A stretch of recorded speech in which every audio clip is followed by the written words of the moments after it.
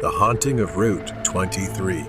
I've been doing this job for over 20 years, driving on long, desolate highways at all hours. As a truck driver, I've gotten used to isolation, to the silence of the road. As a truck driver, I've also had to get used to sometimes sleeping in dangerous places. I was driving along Route 23, a road known for its long, deserted stretches. It's a 30-mile stretch of highway surrounded by endless rows of trees and dark tunnels. I had been driving for 3 hours, and I usually stop for a break after 4. I didn't particularly like this road, but I had no other choice. I spotted a small parking lot up ahead, a flat patch of land nestled between the trees. It was just big enough for my truck. I turned in and parked there. The dense trees surrounded me with a sense of desolation and silence. I stepped outside to brush my teeth. While brushing, I heard the sound of an engine echoing in the distance. A car was approaching, but instead of passing by, it slowly crept closer. Its windows were dark, and I could feel the hairs on the back of my neck stand up. Something wasn't right. I hurried back to the safety of my truck, slamming the door shut. I wrapped the seatbelt around the handle, an old trucker's trick, to make it harder for anyone to open the door from the outside. I had done this many times before in dangerous places, but tonight, it felt necessary. I pulled the curtain shut and lay down on the bed in the back of the truck, covering myself with the blanket. But the fatigue from the long drive soon took over, and within minutes, I was fast asleep. It felt like I had just closed my eyes when a noise woke me up. It was footsteps, soft and slow, circling the truck. Then they stopped right outside the driver's door. Then came a loud, violent knock on the door. I jolted up, almost falling out of bed. The knocking on the door grew more frantic, more aggressive. My hands fumbled as I tried to shove my shoes on. I shouted, "Who's out there?" But there was no answer, just the banging getting louder. I rushed to the driver's seat, my hands shaking as I shoved the key into the ignition. The truck roared to life. I pulled the curtain aside, ready to drive off. And that's when I saw him. A man, dressed all in black, stood just inches from the truck. He held a large knife in one hand and a hammer in the other. We locked eyes, and he twisted his face into a grotesque, maniacal grin. He seemed unhinged. Then he lifted the knife in front of me, as if taunting and provoking me. My truck suddenly stalled. I hit the horn, warning him I would charge if he didn't back off. But instead of retreating, the man started walking toward me. He quickened his pace. Then he started sprinting toward me, yelling as he ran. The knife and hammer swung wildly in his hands as he charged at the truck. I realized my window was still cracked open. I reached to close it, but before I could, his face was pressed against the glass. His wild eyes stared into mine. He grinned, nodding toward the window. With a sudden swing, the hammer smashed against the driver's side window. The glass shook but held. My hands trembled as I tried to restart the engine. Another swing. This time, the glass shattered. A third swing. Cracks spiderwebbed across the window. It was about to give completely. My life hung by a thread. The engine roared to life, and I slammed my foot on the gas just as the window opened. The man screamed as the truck lunged forward, throwing him off balance. His hammer was still lodged in the broken window as I sped away. In the rearview mirror, I saw him stand up.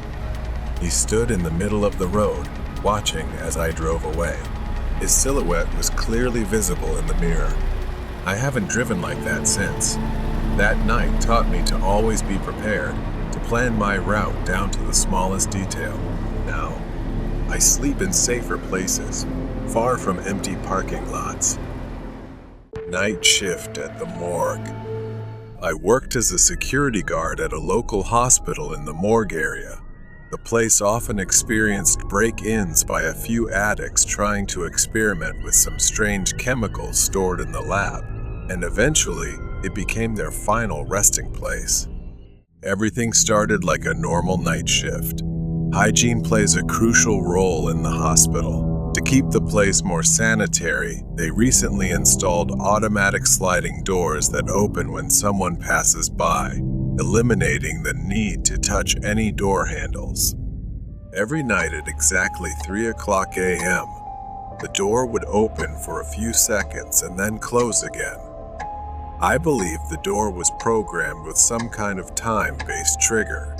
But when I contacted the door installation company, they told me that was impossible since the door was designed to open only when the sensor was activated or manually operated. So, this continued without explanation for a long time and became a routine for everyone watching the door open and close on the monitor every night. Tonight, I was on shift alone because my colleague was sick, and there wasn't enough time to find a temporary replacement on such short notice. I was no stranger to danger and didn't worry about working alone at night. The security monitors showed only 2 cameras, one facing the control room and another at the far end of the hallway looking toward the morgue entrance. When the clock struck 3:00 a.m., I did what every night guard on duty would do. I started watching the screen. As usual, the door moved, but honestly, I still got chills sometimes from the sudden rush of cold air every time the door opened. Suddenly, the door remained open. I thought it was a screen glitch, but the lights on the door were still flashing. I waited a few minutes, but I soon realized I had to go down the hallway because the morgue door was strictly prohibited from being left open. As I walked down the hallway, the cold air blew against me, and I thought it would be even colder when I reached the morgue. I had hoped that the door might have closed by the time I got there, but just as I saw on the monitor, the door was indeed still open, and the camera was functioning normally. I tried waving my hand in front of the sensor, but it was useless. The door didn't budge. I reluctantly considered my next option, which was to check the sensors from the inside. As I turned around to look down the hallway, the door finally closed. I felt my hair stand on end as a strange quietness settled in a sensation like someone was standing right behind me. Out of curiosity, I went back to the monitor. I decided to rewind the security footage to the moment I approached the door to see if I could spot anything unusual. And what I saw was something I shouldn't have witnessed. There was a girl standing in front of the door behind me. I couldn't clearly see her face because of her long black hair and the white dress she was wearing. She just stood there smiling, staring at me with one eye. To this day, I still can't explain it, as I had just been there and hadn't seen anyone. It wasn't until I checked the other camera that faced the entrance to the control room that I truly shuddered, and I still have nightmares about it to this day. Due to a mysterious power surge, most of the data on the drive was completely corrupted. I stared at the blank screen, my mind reeling. The events of that night played over and over in my head, and I couldn't shake the feeling that something was still in the room, watching from the shadows. Every night, as I try to sleep, when the clock strikes 3:00 a.m., I can still feel the chill in the air, the weight of invisible eyes on my back, and the quiet whisper of the girl who is there. Strange clown in the parking lot. It was a chilly October evening in 2016, just a few weeks before Halloween. My friends, Jake and Sarah, and I decided to catch a late-night movie at the local theater. After the movie, which ended around midnight, we lingered in the parking lot, chatting and enjoying the crisp autumn air. The parking lot was mostly empty, illuminated by a few dim streetlights, creating long shadows that danced eerily around us. As we laughed about the horror movie we had just seen, Jake suddenly fell silent, staring behind us. We We turned to see a clown standing by an old, beat-up car at the edge of the parking lot. He was dressed in a dirty, oversized clown suit with a red wig and smeared white face paint. Unlike the clowns at birthday parties, this one had a sinister air about him, his smile too wide and his eyes too dark.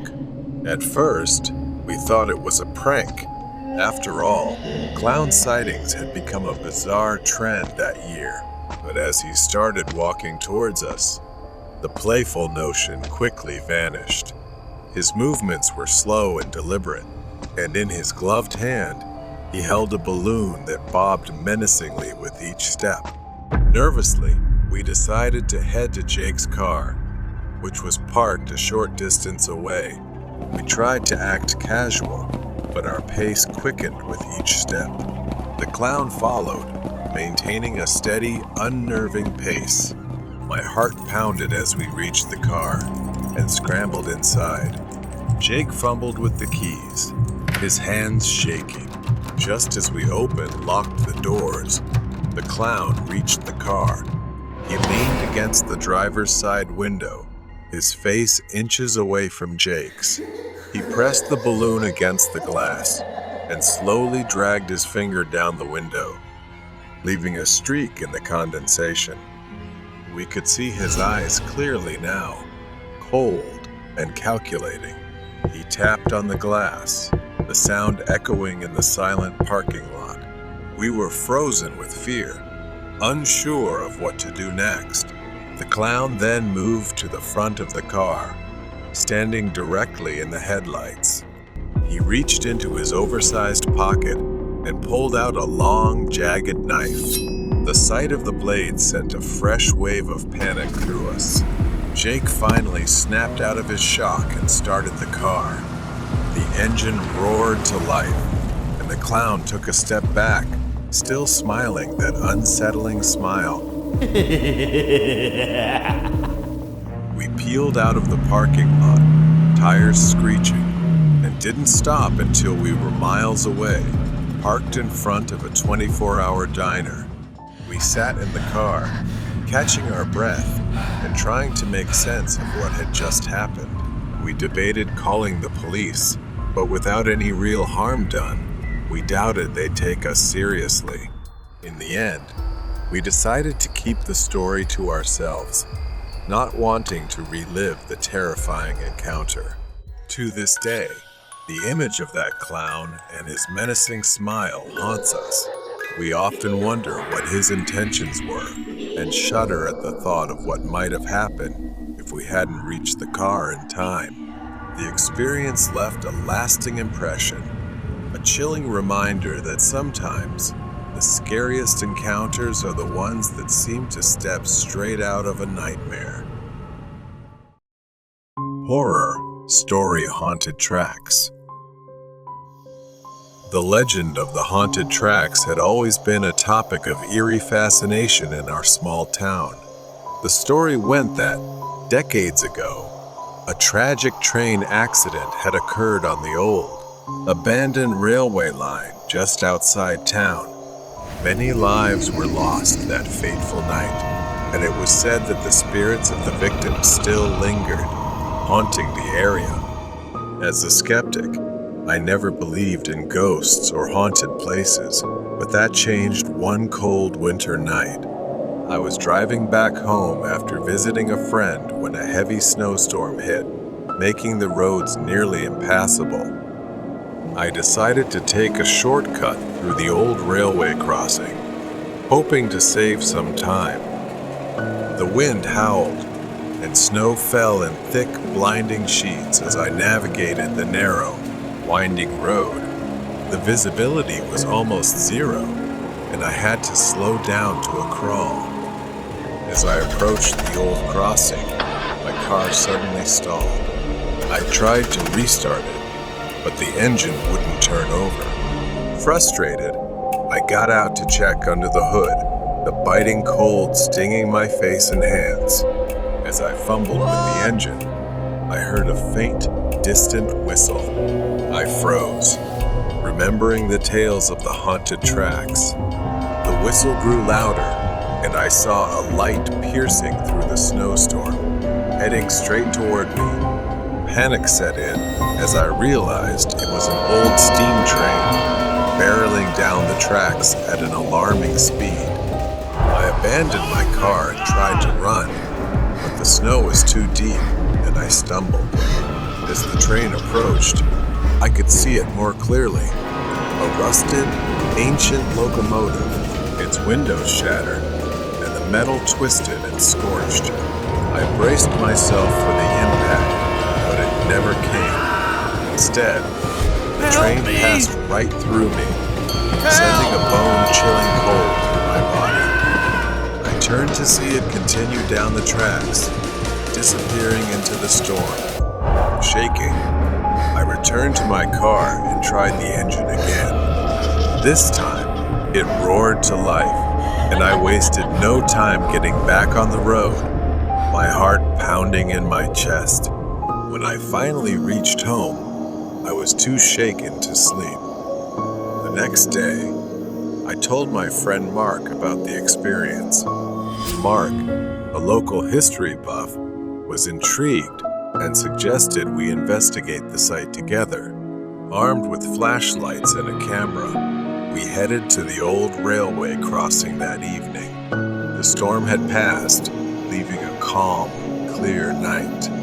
The tracks looked abandoned, covered in snow and rusted with age. As we walked along the line, Mark recounted the details of the accident. A collision between two trains due to a signaling error, killing dozens of passengers. Suddenly, we heard it again, the distant whistle. The air grew colder, and a light appeared down the tracks. We watched in disbelief as the same ghostly train emerged from the darkness, moving silently toward us. Mark, braver than I, stepped forward with his camera, snapping pictures. The train passed through us again, leaving us both shivering and breathless. When we reviewed the photos, we were stunned. In each shot, ghostly figures were visible, faces twisted in pain and fear, hands pressed against the windows as if pleading for help. We had captured the spirits of the victims, forever trapped on their final, tragic journey. The haunted tracks were no longer just a legend. They were a grim reminder of the lives lost and the restless souls that still wandered, seeking peace. I never took that shortcut again, and the memory of that night remained etched in my mind, a chilling testament to the power of the supernatural. Stalker at the bus stop. A quiet and snowy Sunday evening, I was sitting at the bus stop, looking at my phone, and realized I had missed my bus. I started to shiver as the weather grew colder. Time passed slowly. I pulled out my phone again, put on my earphones, and selected a song to forget the uncomfortable cold. I looked around, realizing I was completely alone. No cars, no pedestrians, just an endless, empty street. Nearly an hour went by, and the bus was still nowhere in sight. I checked my phone again. The screen showed no updates on the bus's arrival, and the battery was dangerously low. A while later, I sensed some movement. A man wrapped in several layers of thick clothing, his face obscured by a knitted hood. The man walked with a strange, almost unsteady gait, as if he wasn't sure where he was going. I froze but tried to focus on my phone, not wanting to draw attention. The man approached the bus stop and sat at the opposite end of the bench. My discomfort grew. I glanced at the man, noticing part of his face exposed under the hood, a gaunt, pale face with eyes that seemed unfocused, distant. The man was muttering something to himself, his words slurred and incoherent. I shifted uncomfortably, sensing that something was off about this person. He moved closer, almost imperceptibly at first, but with each subtle shift, he inched toward me.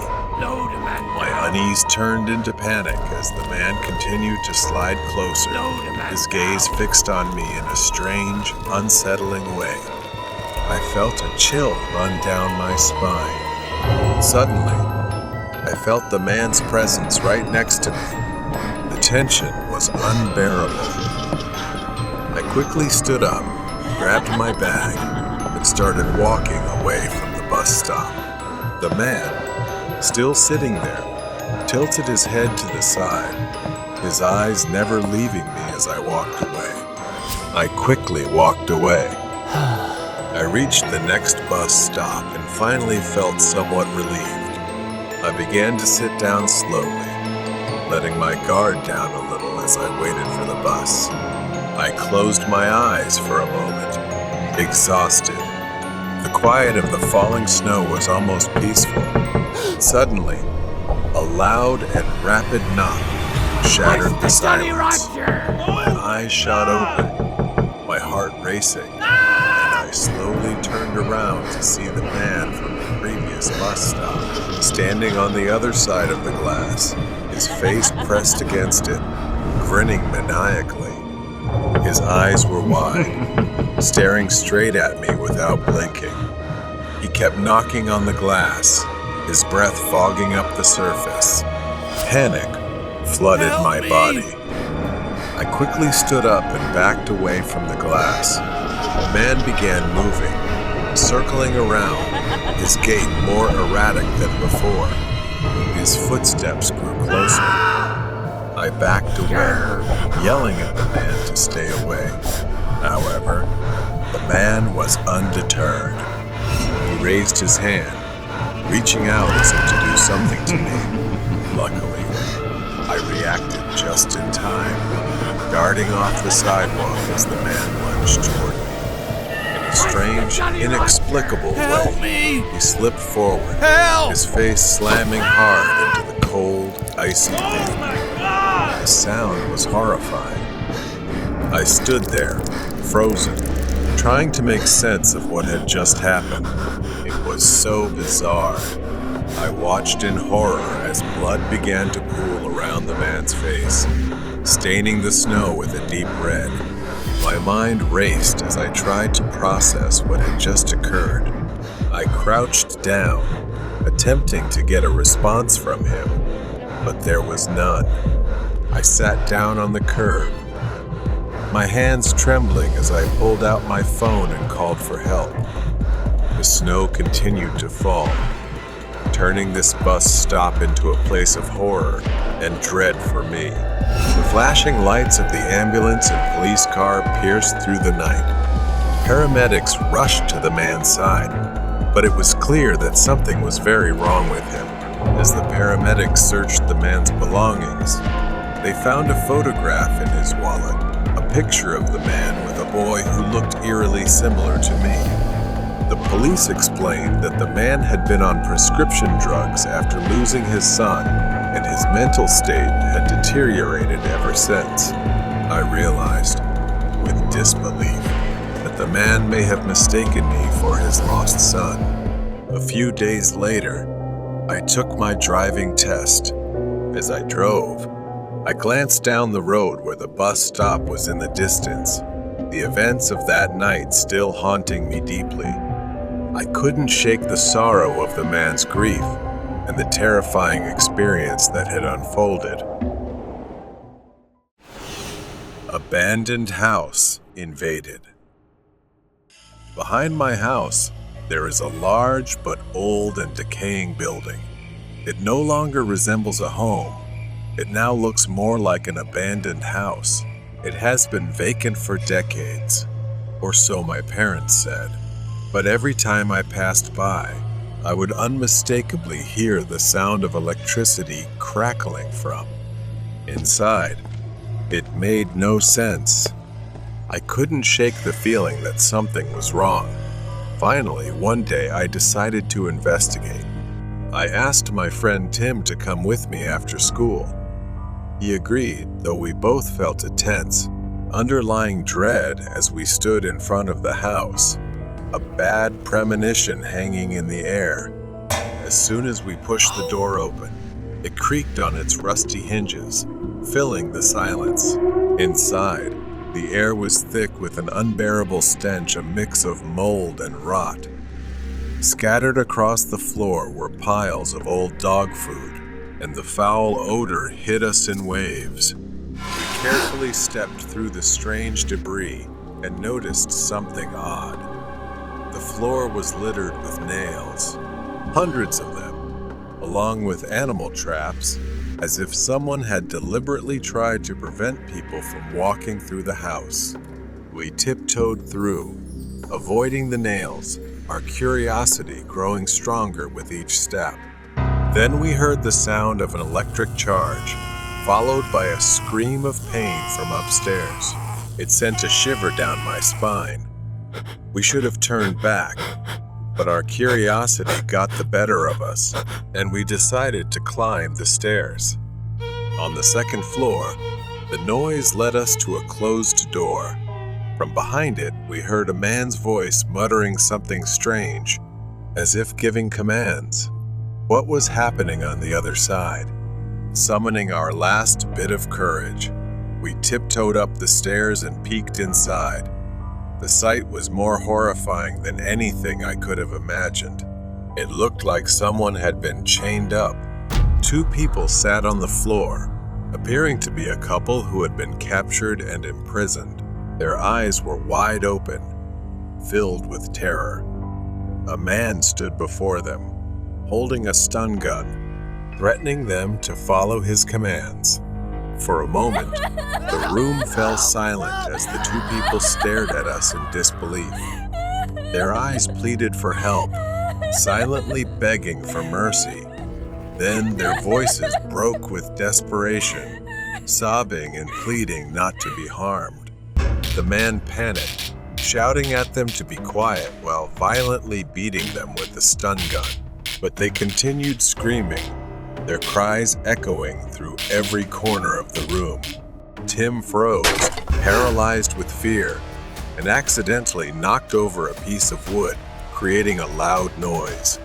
That was when the man noticed us. The man turned toward us, his eyes filled with rage. Without hesitation, he grabbed the stun gun and charged at us. We bolted down the stairs, but Tim wasn't fast enough. His screams echoed down the hallway as I heard the crackling of the stun gun. I didn't stop running until I was outside, my heart pounding in my chest. I called the police, barely able to get the words out, but I knew I couldn't leave Tim behind. I ran back into the house, trying to stay as quiet as possible, recalling the self-defense lessons I had learned at school. The door to the room was still open, and I peeked in. My blood ran cold. I couldn't believe what I was seeing. The man was putting a collar around Tim's neck, his hands already bound tightly. I couldn't just stand there and watch my friend and these innocent people suffer like this. Rage surged through me, and I charged at the man, kicking him with all the strength I had. He staggered and fell, dropping the stun gun. I grabbed it, threatening him. Moments later, the police arrived and pulled me away from him. As the police began to untie the captives, they discovered something even more horrifying. Their feet had been glued to the floor with industrial adhesive. I was horrified that the man had gone to such lengths. Finally, the rescue team arrived, and the hostages were freed, though their condition was dire. They had been beaten, starved, and fed animal food. When the police interrogated the man, his chilling response was that he wanted to keep humans as pets. In the end, he was arrested and taken to prison. None of us ever spoke about that day again. This is a warning from what I witnessed. If you ever come across an abandoned house, No matter how strong your urge to explore, resist it. Stay away, because no one can guarantee you will make it out alive. Take the wrong Uber driver. It was late November, and we had a small party. I stumbled out of the bar into the freezing cold air. I stood on the sidewalk, the world around me spinning slightly, my mind foggy from the alcohol. My friends stayed behind, eager to celebrate a little longer, but I had a flight to catch the next morning. I needed to pack. I needed to sleep, so I booked an Uber to take me home. I opened the app, and luckily, a driver accepted almost instantly. The app showed it would arrive in 4 minutes. Then, a car pulled up. The car's headlights flashed at me. From a distance, I thought I saw someone wave at me from the window. I was tired, and maybe my app was just glitching. The driver must have arrived early, that's all. Without thinking much, I stumbled into the car.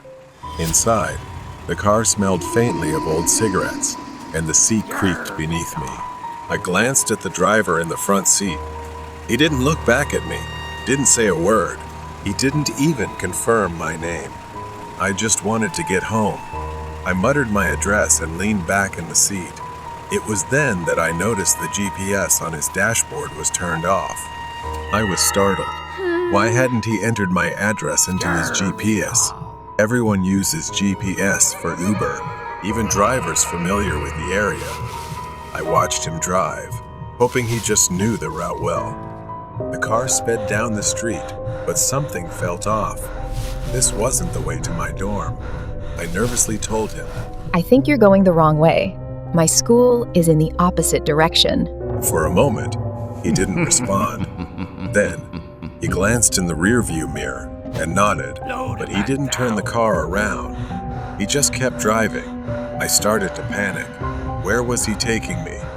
The car stopped in front of a rundown office building. The street was deserted. Why had he stopped here? He didn't say a word. He unbuckled his seatbelt and stepped out of the car. Slamming the door shut, my mind raced. My hands trembled as I slowly pulled out my phone. My heart sank when I saw the missed calls from my actual Uber driver. I'd gotten into the wrong car. This wasn't my Uber. I was in danger. I needed to get out now. I quickly sent my location to a friend via text. If I called the police, he might hear me. But then I heard a slow, low chuckle. I looked up through the window, and there he was, smirking at me, staring. He circled the car. My hand moved toward the door, pressing down the lock. He hadn't noticed. I frantically moved from door to door, locking each one in a frenzy. The faint noise alerted him. His smile vanished, his eyes narrowed in anger. He stepped closer to the driver's door, his hand reaching for the handle. When it didn't open, he angrily pulled at it, yelling, "Open the door!" I knew I only had a few seconds left. Desperate, not waiting any longer, I grabbed my phone and dialed 911, hoping they could get there faster. I didn't get a chance to speak. The sound of glass shattering stopped me, and I screamed as I saw him punch the window with his bare hand, glass flying everywhere. His arm pushed through the broken window. I dropped my phone, desperately trying to get away from him, clutching the door handle on the other side, frantically unlocking it to escape before he could grab me. I ran as fast as I could since he was injured and stuck with his hand in the broken window. I couldn't stop. I stumbled but kept running, my body filled with overwhelming terror. The night was pitch black, with the only light coming from the distant glow of the city. The abandoned lot stretched endlessly, nowhere to hide. But I kept running, praying that somehow I would survive. I spotted a small store up ahead, its neon open sign flickering weakly in the distance. My legs burned, but I didn't dare look back, not until I reached the store. I burst through the door, gasping for breath. my entire body shaking with fear. The store clerk stared at me, wide-eyed in surprise. But I was thankful I had escaped him. The police arrived minutes later. 2 patrol cars stopped in front of the office building where the car had been parked. But when they got there, the car and the man were gone. Only shattered, blood-stained glass remained. The police reassured me that they would search for him. It was a hard lesson learned that I must always be more careful when going out alone, especially when I'm not fully alert. The crazy man blocked the truck. It was a torrential, rainy day. After finishing a long, exhausting day at work, I drove my old, large truck back home. The windshield wipers battled against the pouring rain, moving in a steady, hypnotic rhythm. The radio crackled faintly, almost drowned out by the sound of rain pounding on the truck's metal body. The road ahead was nearly deserted, a winding path through a remote forest. Tall, ominous trees loomed on both sides, their branches reaching out like twisted, skeletal hands. My hands gripped the steering wheel tightly, my knuckles white from the cold. My eyes were focused on the road, but my gaze was weary, longing to be home soon. As I rounded a bend in the road, my headlights caught a figure standing in the middle of the road.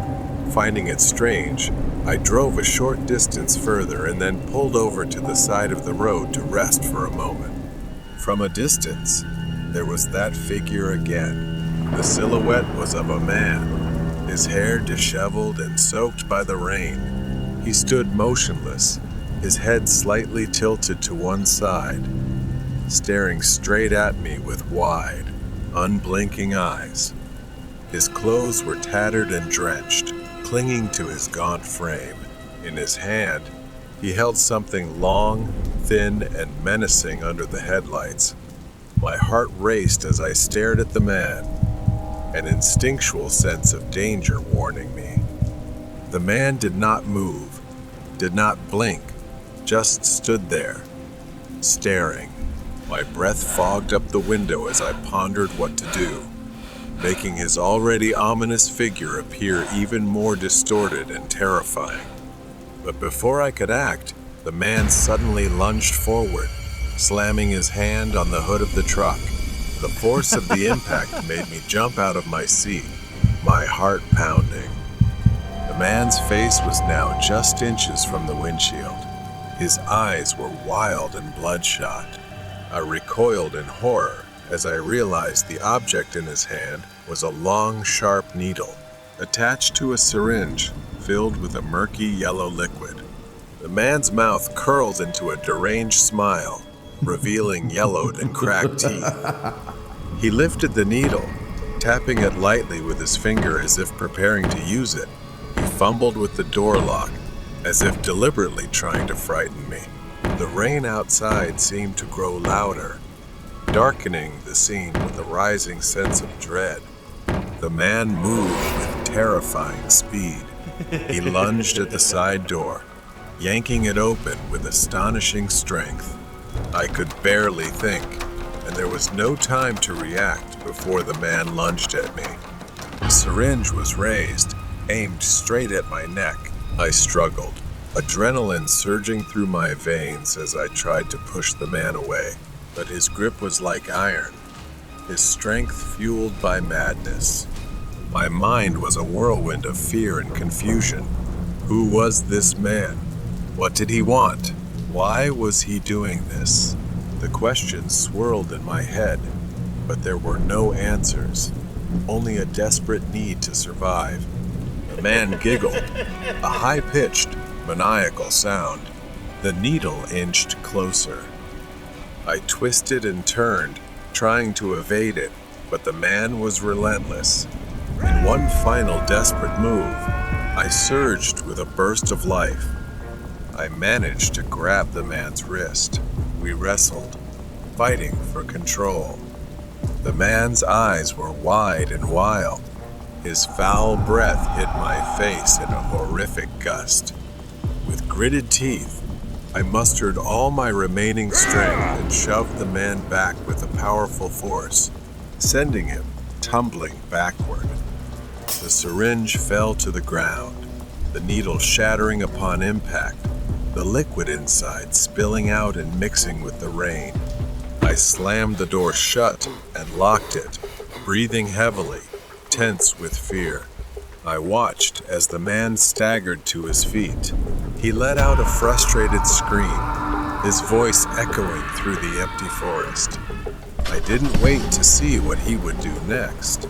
I quickly shifted the truck into gear and hit the gas, the truck speeding away from the deranged man. Exhausted and shaken from the struggle, I drove in silence, quickly contacting the police about the incident and heading straight to the hospital. The man's wild eyes, his maniacal grin, the syringe filled with that strange liquid, they all haunted my mind. After the police investigated, they finally apprehended him and placed him in custody for psychiatric treatment. It turned out he wasn't just targeting me. He was after others as well, all as part of the twisted pleasure of a deranged mind. The old classroom was sealed off. It was my senior year of high school when the rumors about room 217 started circulating. Room 217 was an old, unused classroom tucked away at the end of the third-floor hallway, sealed off for as long as anyone could remember. The door was always locked, the windows covered in thick layers of dust. Students whispered about it in hushed tones, claiming it was haunted, though no one seemed to know why. One rainy afternoon, after staying late for an after-school project, my curiosity got the best of me. My friends had all gone home, and the school was eerily quiet. As I packed up my things, I realized I had left my notebook in the library. On my way back to get it, I wandered down the third-floor hallway, my footsteps echoing off the walls. The scene was so empty and scary. When I reached the end of the hall, there it was, room 217. The door looked like it hadn't been touched in years, the wood cracked and the brass handle tarnished. But to my surprise, as I approached, I heard a faint noise coming from inside, indistinct whispers. I stopped dead in my tracks, straining to hear more clearly. It was unmistakable. Someone or something was whispering behind that door. My pulse quickened as I stood there, unsure whether to leave or investigate. Against my better judgment, I reached for the doorknob, fully expecting it to be locked. It wasn't. The lock was completely rusted and no longer worked. The door creaked open with a low groan, revealing the dark, abandoned classroom inside. Desks were scattered haphazardly, chairs overturned, as if the room had been left in a hurry. Dust particles floated in the pale light that filtered through the dirty windows, and the air was thick with the smell of mold and decay. As I stepped inside, the whispering grew louder. It seemed to come from every corner of the room, though I couldn't make out any specific words. I scanned the room, but there was no one there. My heart raced, my hands trembling as I reached for the nearest desk, half expecting something to leap out at me. Suddenly, the door behind me slammed shut with a deafening bang. I spun around, my breath catching in my throat. I was locked in. The whispering grew frantic, almost angry, as if the unseen voices were arguing among themselves. My chest tightened with panic, and I backed away toward the windows, desperate to find a way out. But the windows wouldn't budge, sealed shut by years of grime and rust. Then I saw it. On the far side of the room, scrawled in jagged, uneven handwriting on the chalkboard, was a message: "Get out." The air grew colder, and the whispers intensified. They were louder now, furious, as if urging me to leave. But the door remained locked. My head spun, the pressure building in my ears. I was trapped. My legs felt like they were rooted to the floor, and fear gripped me like a vice. In a last desperate attempt, I ran to the door and yanked at the handle, but it wouldn't budge. The whispers were deafening now, like a chorus of angry voices all speaking at once, filling the room with their fury. I felt a cold breath on the back of my neck, and every hair on my body stood on end. Just when I thought I would pass out from fear, the door swung open with a violent force, and I stumbled out into the hallway. The whispering stopped instantly, leaving behind an oppressive silence. I didn't look back. I ran down the stairs, out of the building, and straight home without stopping. The next day, I told a teacher what had happened, hoping they would check the room. But when we returned to room 217, the door was locked once more, and the classroom looked undisturbed. No one believed my story. For the rest of the year, I avoided the third floor altogether. But even now, years later, I still hear the whispers in my nightmares. Something was in that room, something that wanted me gone, and I'll never forget the terror that filled my heart in the whispering classroom. The elevator of apartment 13. I had just moved into a new apartment building, a towering structure of steel and glass in the heart of the city. The building was modern, with sleek finishes, key card access, and an array of amenities. But what attracted me most was the affordable rent, something almost too good to be true in this part of town. My apartment was on the 13th floor, which didn't bother me despite the superstitions surrounding that number. The first few weeks were uneventful. I was still settling in, getting used to the sounds of the city and the hum of the building. The neighbors were quiet, and I rarely saw anyone in the hallways or elevator. However, I began to notice something strange about the elevator itself. Every time I used it, it seemed to take longer to reach my floor, and there was always a strange clicking noise just before the doors opened. One evening, after a long day at work, I stepped into the elevator, ready to unwind in my apartment. The elevator was empty, as usual, and I pressed the button for the 13th floor. The doors slid shut with a soft hiss, and the elevator began its ascent. As I leaned back against the wall, I felt the familiar sensation of the elevator moving, but then, abruptly, it stopped. The lights flickered, and for a moment, I was plunged into darkness. My heart raced as I fumbled for my phone, using its screen as a makeshift flashlight. The elevator jolted, and the lights came back on, dimmer than before. Help me! The floor indicator showed that I was between the 12th and 13th floors. I pressed the buttons repeatedly, but nothing happened. Suddenly, the elevator began to descend slowly, as if under someone else's control. The air grew thick, and I felt a strange pressure on my chest, like something heavy was pressing down on me. The clicking noise started again, louder this time, echoing through the small space. I glanced at the ceiling, half expecting to see the source of the noise, but there was nothing there. The elevator stopped on the 10th floor, and the doors opened. I peered out into the hallway, which was eerily dark, the overhead lights flickering sporadically. My instincts told me to get out, but something held me back. There was a presence in the hallway, something unseen but undeniably there. The hairs on the back of my neck stood on end, and I quickly pressed the closed door button, my hands trembling. The doors shut, and the elevator continued its descent, but the clicking noise didn't stop. It was almost rhythmic now, like footsteps above me. I stared at the ceiling, fear gripping me as the noise grew louder and faster. The elevator stopped again, This time on the 8th floor. The doors creaked open, and I saw a shadowy figure standing in the hallway, just out of the light's reach. My breath caught in my throat. The figure didn't move, but I could feel its eyes on me, watching. The temperature in the elevator plummeted, and my breath came out in visible puffs. I slammed my hand on the buttons, desperate to get the elevator moving again, but it refused to respond.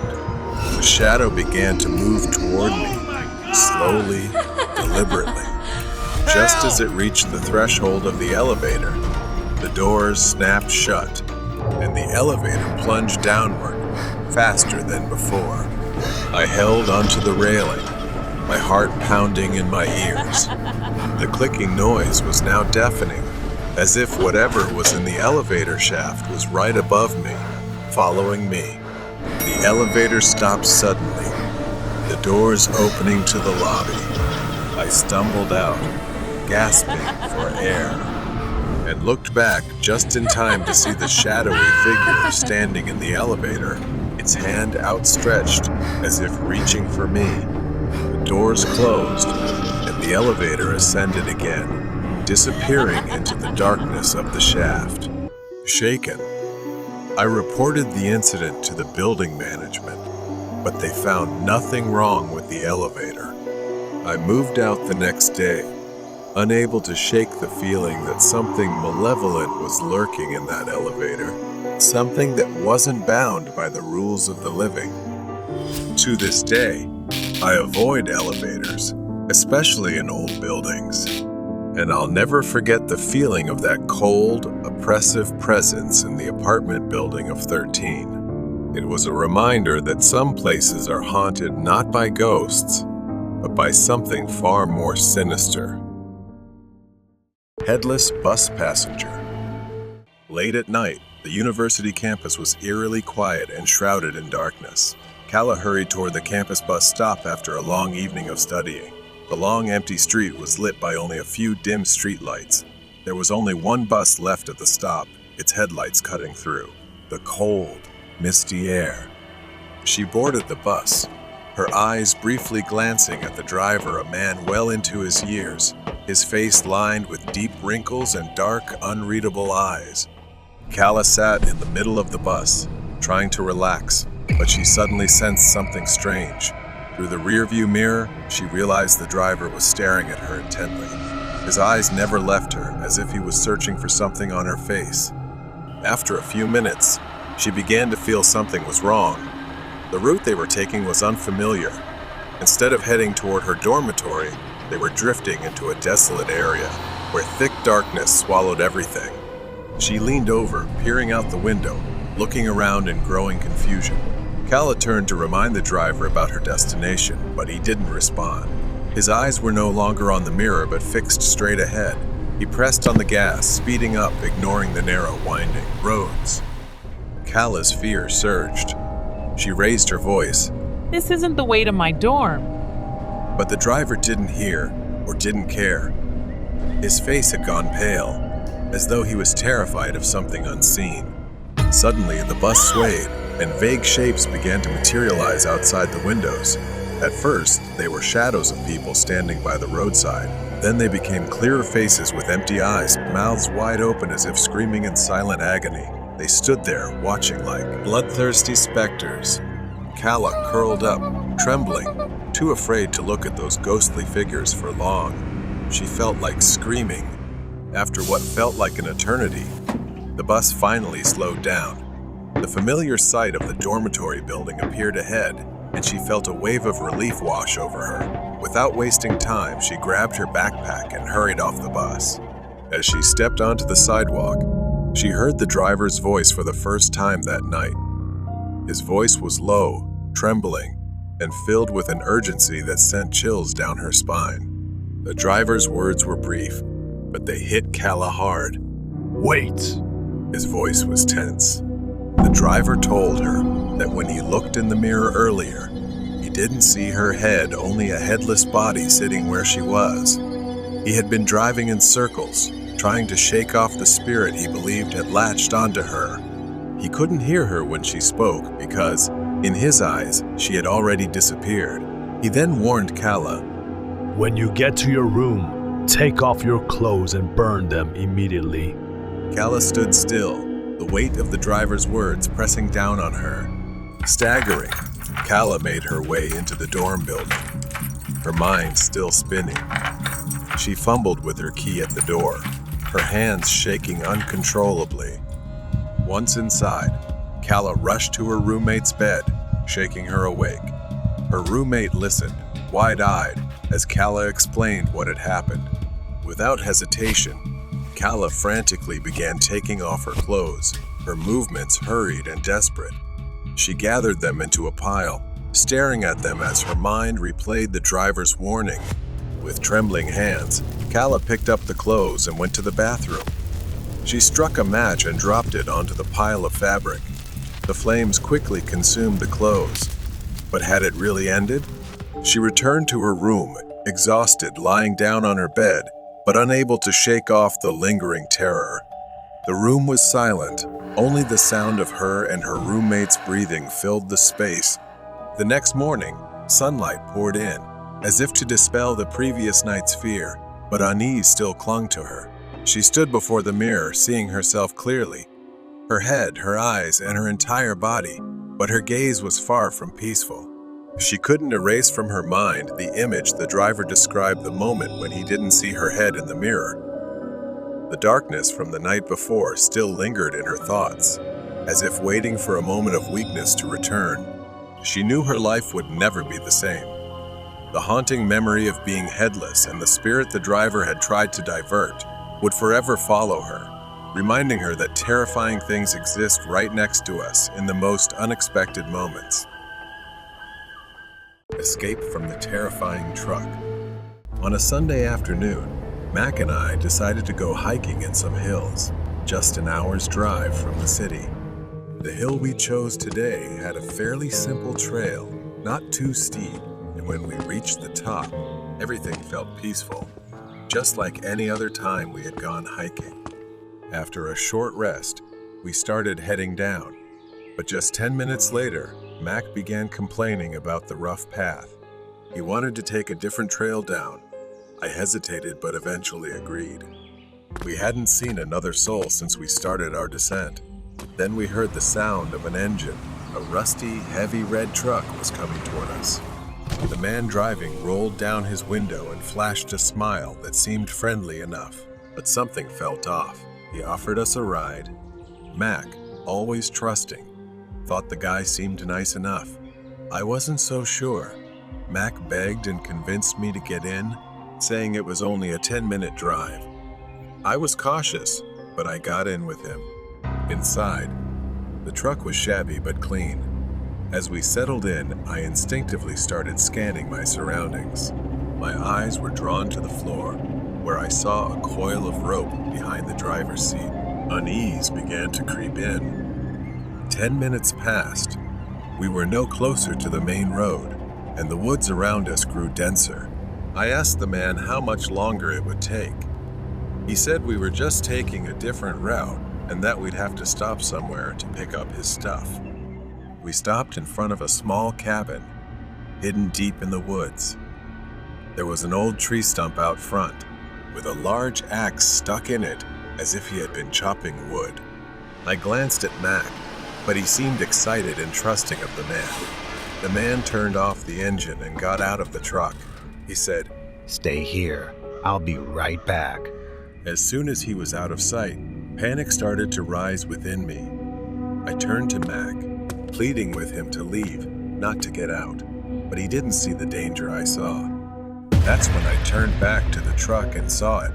Half hidden under the driver's seat was an axe. Dark stains covered the blade stains that could only be blood. I quickly told Mac to look. He froze, his face turning pale as he realized the danger we were in. Without another word, we bolted into the forest, fleeing the imminent threat. We crashed through the thick underbrush, not caring where we were headed as long as it was away from that cabin, trying to stay on a trail to avoid getting lost. Finally, the trees began to thin, and I could see the wooden fence surrounding the parking lot. A wave of relief washed over me. But then I saw it. The man's truck was parked on the other side of the lot, engine off, lying in wait like a predator ready to pounce. Mac wanted to run to our car, but I held him back. The parking lot was too wide, too exposed for us to make a safe escape. We hid behind a large tree, cloaked in the darkness. Time seemed to stretch, each second feeling like an eternity. As night fell, I heard a sound. The truck's door creaked open. The man climbed out, glancing around the forest once more. Mac made a mistake. He stepped on a branch, causing a snap. The man noticed and lingered for a moment, then started walking toward a nearby tree. We covered our mouths, hearts pounding, afraid to breathe or move as he came dangerously close to where we were hiding. Just then, a forest ranger approached the truck. The man seemed startled or afraid of being caught, so he quickly returned to his truck and drove away. As soon as he was gone, we bolted to our car, not stopping until we were inside with the doors locked. We sped out of there as fast as we could.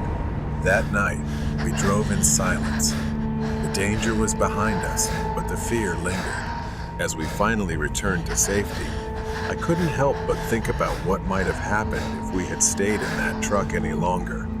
When we got back, we reported the incident to the forest rangers so they could investigate and warn other hikers to be more cautious. The girl in the red dress.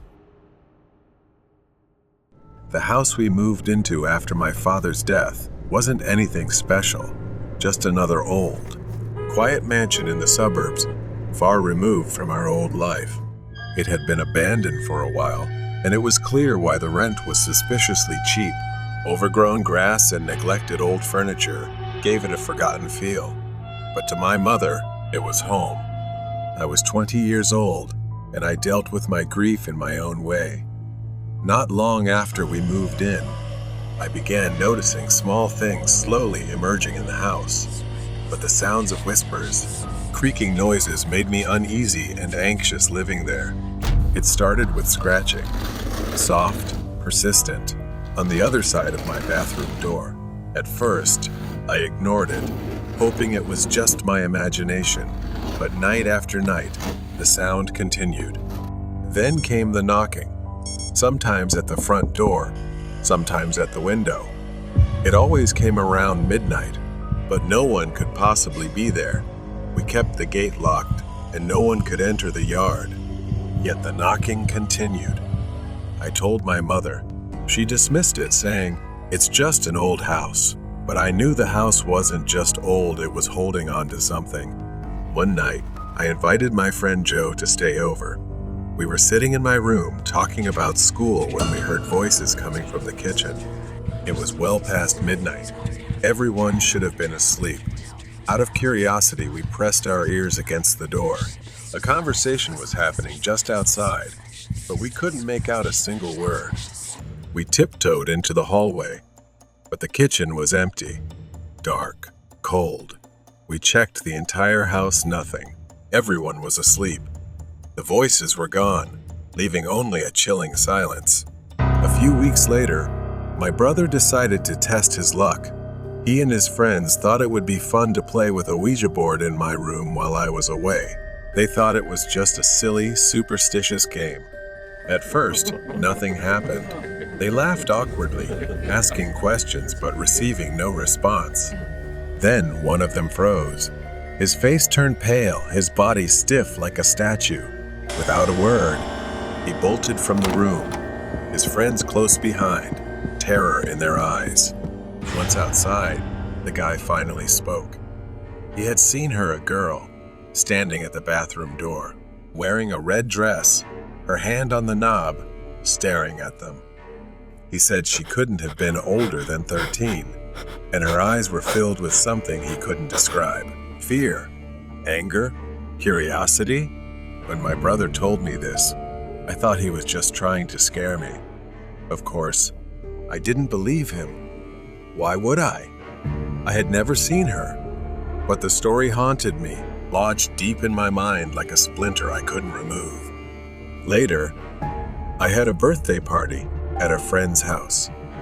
Jordan, a friend of mine, got drunk, so I took him to my room and told him to stay there until he sobered up. He collapsed onto the bed and fell asleep. Later, I went to check on him. The room was pitch black, with only a faint light coming from the bathroom.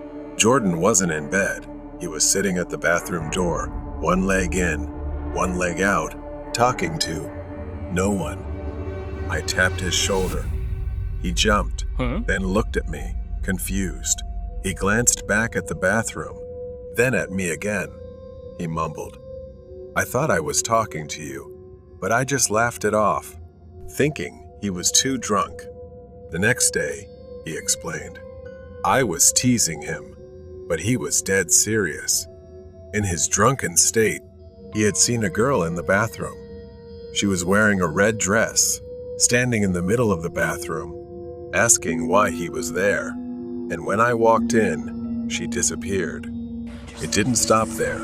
The hauntings, the knocking, the voices continued. My fear grew as one by one. People close to me began talking about an entity that I had never seen in this house. I left my room and went to talk to my mother. While we were on vacation, my aunt and uncle stayed at the house. When we returned, they were sleeping on the living room floor, terror etched across their faces. They said the shower in my room kept turning on by itself, and the radio too, making it impossible for them to stay inside. My mother had no choice but to confront the landlady, who initially denied everything. But the truth came out. The landlady's mother had lived in this house as a teenager with her twin sister, who had ended her life in the bathroom wearing a red dress. It was all true.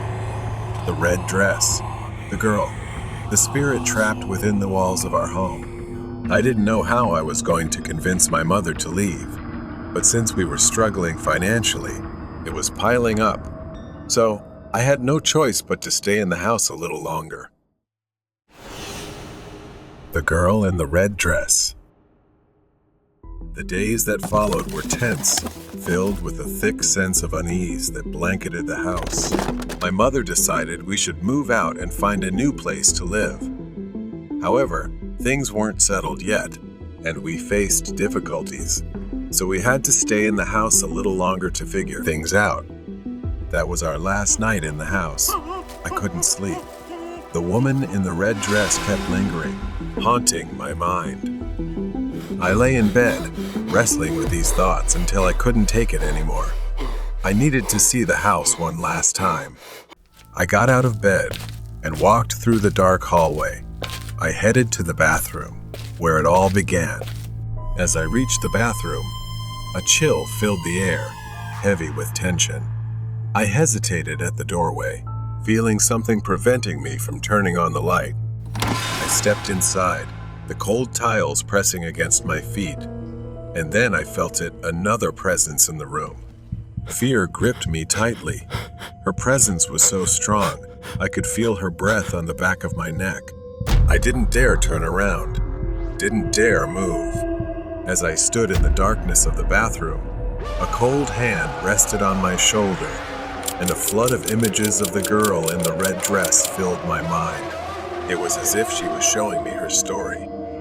Buried for decades, the girl, now known to me as Maria, had lived in this house long ago. She was intelligent and talented, but her life was full of suffering because her twin sister was always more favored for her beauty. Everything about Maria seemed overshadowed by her sister. As the years passed, she felt trapped in her own home, living in her sister's shadow, who seemed to have everything Maria longed for. The breaking point came when her sister fell in love with a man. They planned to marry, with their parents' blessing. But Maria, who had quietly loved the same man, was devastated. Even her own chance at happiness was taken from her. Unable to bear the pain, Maria spent much of her time in the small bathroom. It became her sanctuary, the only place where she could escape the suffocating presence of her sister, and the life she felt was never meant for her. One night, overwhelmed by sorrow and loneliness, she made a tragic decision. She thought that leaving this world would make things better, and she ended her life in that very bathroom. Her sister, consumed by guilt, left the house in grief, but Maria's spirit remained bound to the house, trapped in the place where she had taken her own life. As the images faded, I understood the profound despair of Maria. Her spirit had lingered all these years, waiting for someone to recognize her pain. But now, as I stood there in the bathroom, I felt a strange connection with her. The sorrow that had once filled the room was replaced with an intense urge to help her find peace. I whispered, trembling, calling Maria's name. I told her, "I understand what you've been through. You don't deserve to be so alone. I'll leave, and you don't need to stay here anymore. It's time to let go and find peace." In that moment, the cold hand on my shoulder lifted. The oppressive air slowly began to ease. For the first time since we moved in, it felt as if the house itself had released its hold on her after all this time. That night, I slept in my bed without fear, no knocking, scratching, or voices. Everything had disappeared. Perhaps she had finally left, freeing herself from the chains she had once forged. The next morning, as we packed the last of our belongings into the car, I looked back at the house one last time. The sun shone brightly, casting a warm glow over the old, stately mansion. As we drove away, I felt that Maria had found the peace she longed for. The house was just a house now, no longer haunted by the sorrow of the past. And though I know I will never return, I will always remember Maria, the poor girl in the red dress, who finally found the freedom she had been denied in life. The house is haunted. When I was a child, I lived with my parents and younger brother in a large, beautiful house. But that house wasn't always ours. It used to be an old police station. At first, everything seemed perfect, but there was something deeply unsettling about the place. It all started when I couldn't sleep in one specific. As a baby, I cried endlessly until my parents decided to move me to another room, leaving that bedroom for my brother. Years passed, and by the time I turned 5, the nightmares began. They weren't ordinary nightmares, they were terrifying. There was always someone visiting me whenever I slept. Sometimes it was a woman in a white dress standing at the foot of my bed, other times a man in a police uniform. Their presence made it impossible for me to sleep peacefully, especially that man, every night. He chased me in my dreams without knowing the reason. In my dream, I would run, but no matter how fast I ran, he would always be right behind me. I called for help but couldn't. Night after night, I wandered through my nightmares, waking up screaming in terror. It all felt disturbingly real. Some nights, he would sit on my bed, his twisted smile inches from my face, staring at me without blinking. All I could do was silently cry and beg for mercy. Not only was I affected, but my parents were exhausted from the sleepless nights. My mother always tried to reassure me, but I could see him standing right behind her, watching and smirking. Of course, my mother couldn't see him. The worst part was that even when I was awake, I could still feel his presence somewhere in the house. It followed me everywhere, like a shadow always lurking behind me. A dark figure standing still, observing. I felt as though I was living in a haunted house.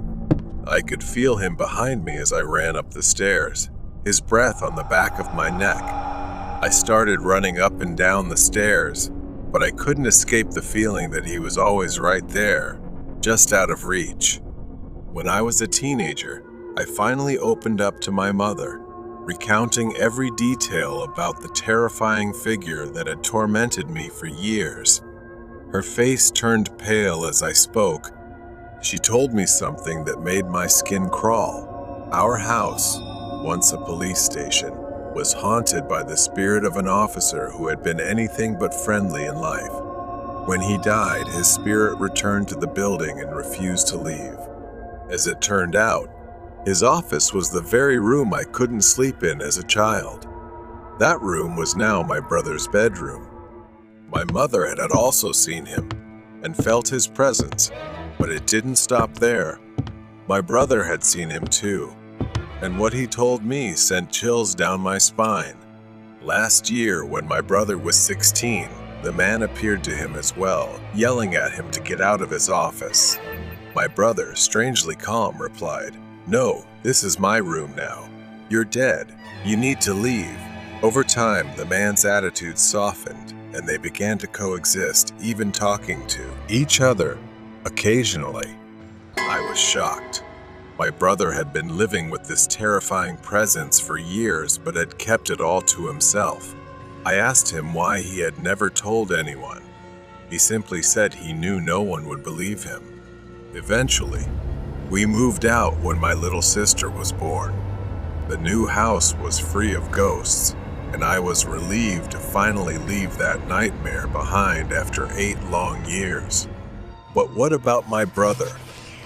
For the first 2 years in our new house, the man still visited him. But he was different now, no longer frightening, just visiting, as if he had found some peace. My brother said he no longer sees him and believes the man has finally found rest.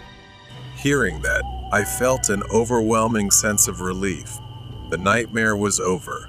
The man had moved on.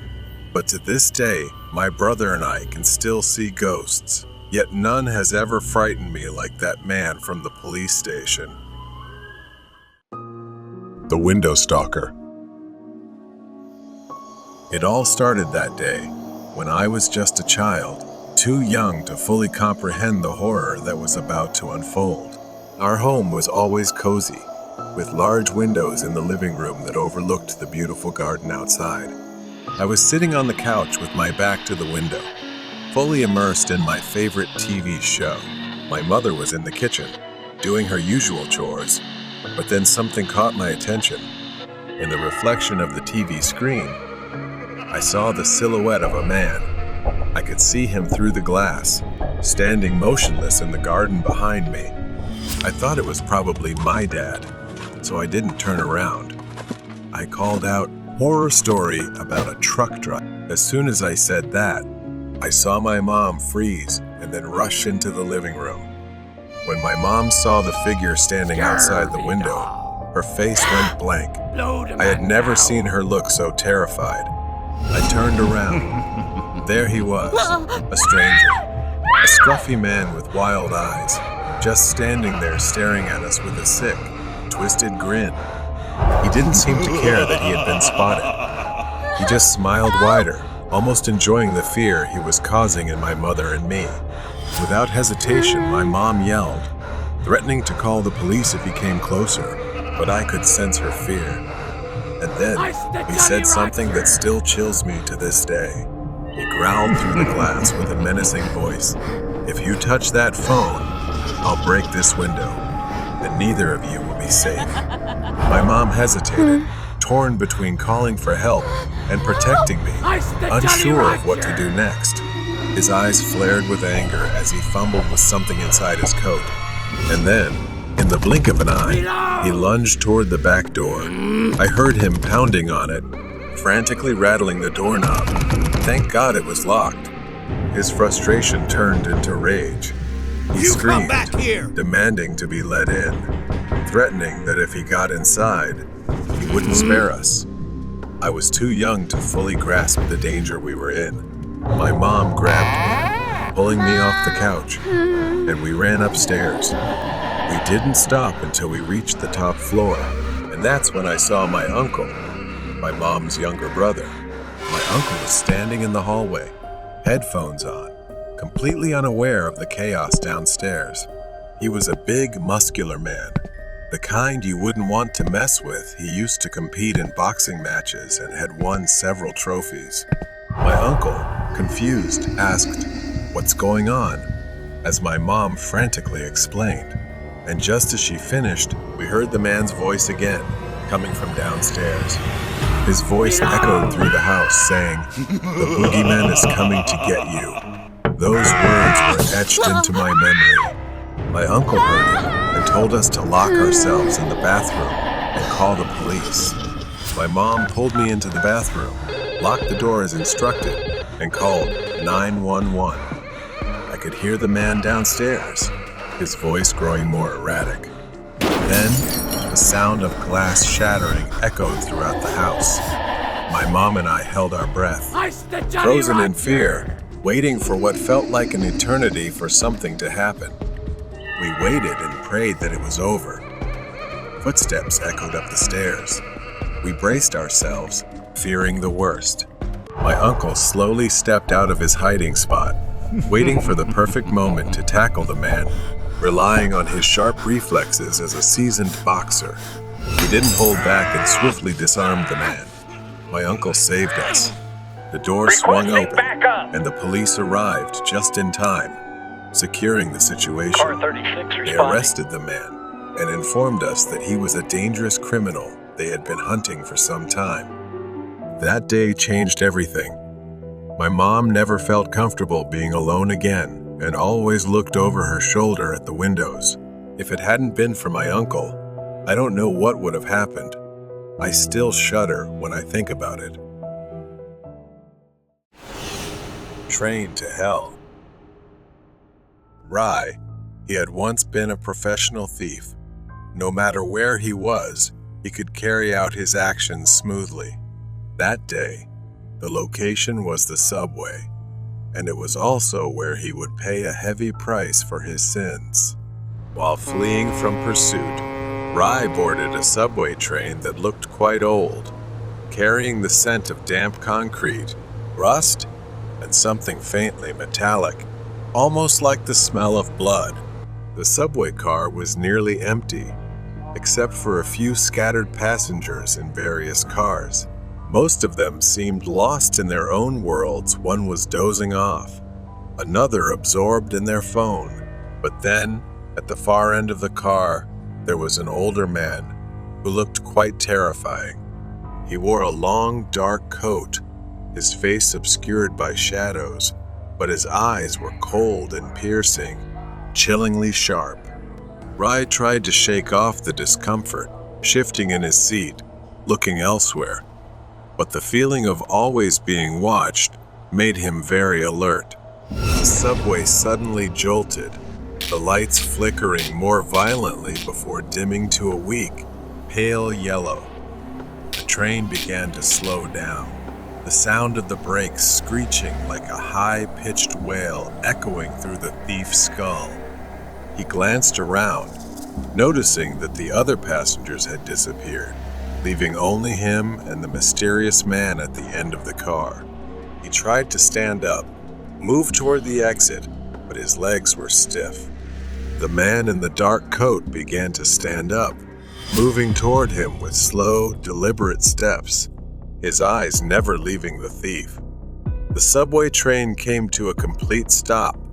The doors remained closed. The thief was trapped.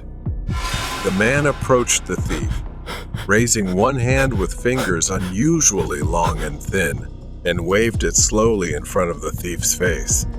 The thief's eyes glazed over, his mind succumbing to the invisible power of hypnosis.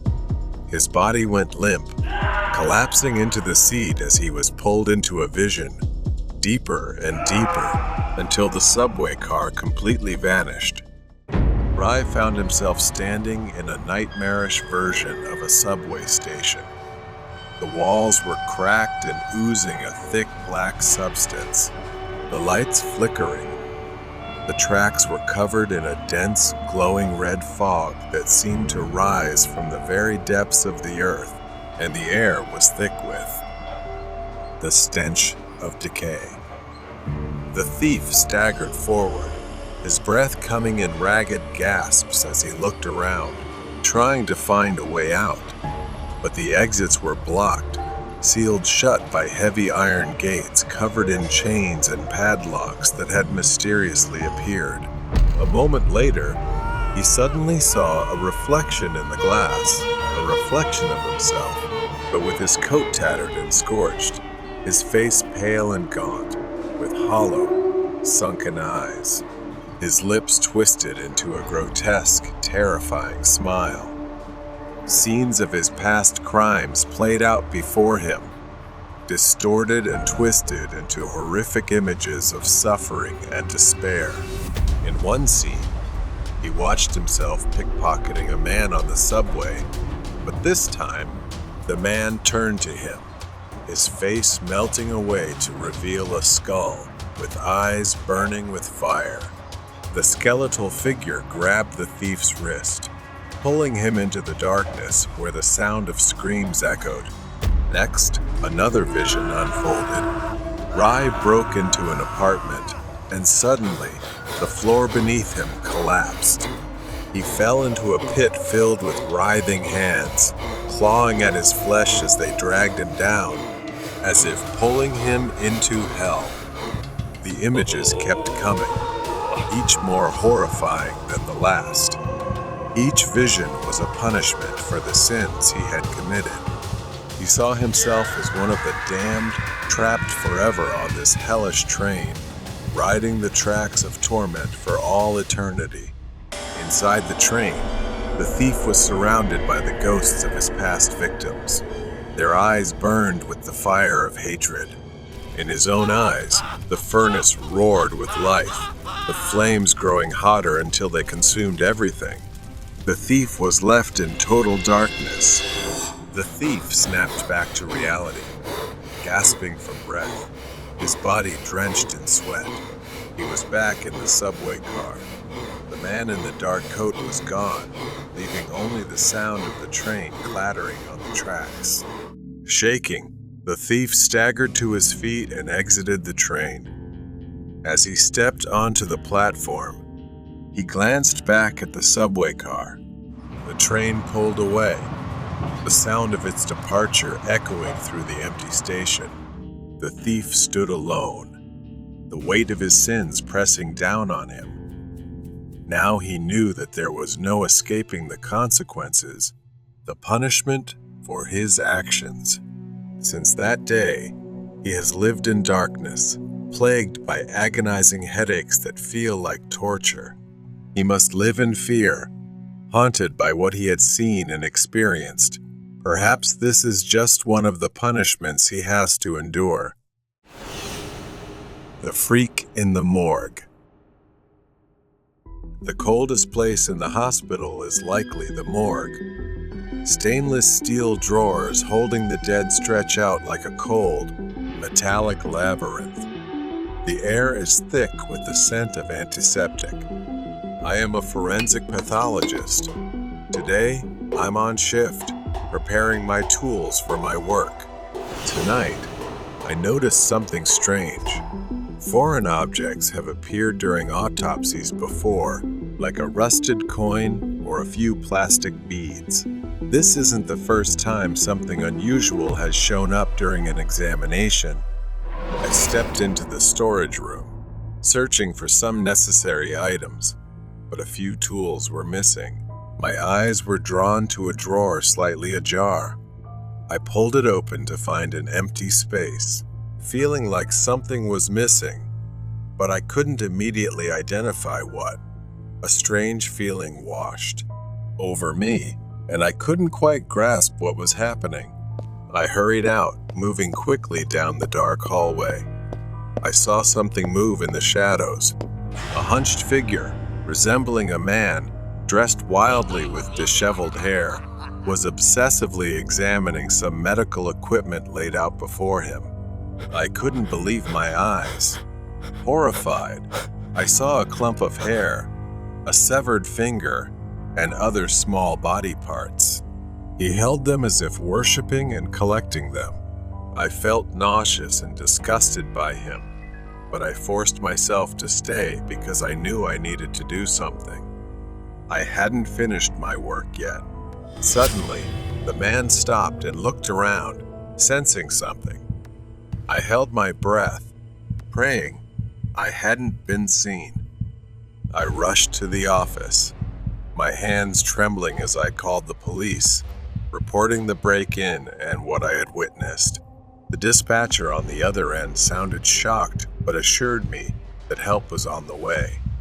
I hung up the phone, but I couldn't get that horrifying image out of my mind. Who was he? And what was he doing?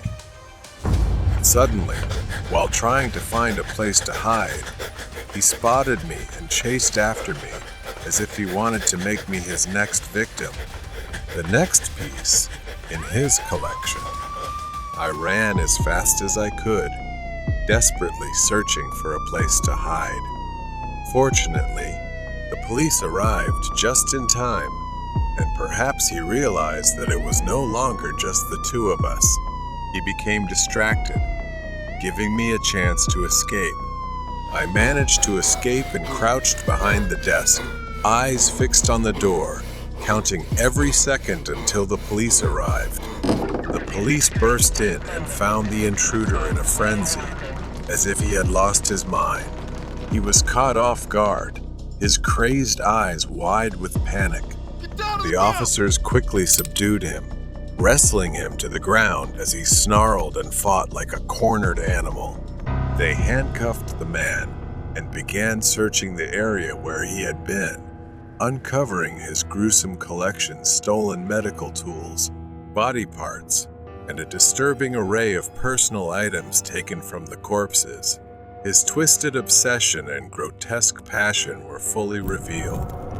I stepped out of the room, still trembling, as the police led the intruder away in handcuffs. The man glared at me with pure hatred. The morgue, once a place of routine and order, had become a site of horror, tainted by human depravity. As the first light of dawn broke, I stepped outside, knowing I had done the right thing and acted quickly. The dead had already suffered enough, and it would have been a tragedy if they were not kept intact. I turned back to the morgue, locking the door one last time. The memory of that night would haunt me, but it was over. I had survived the worst.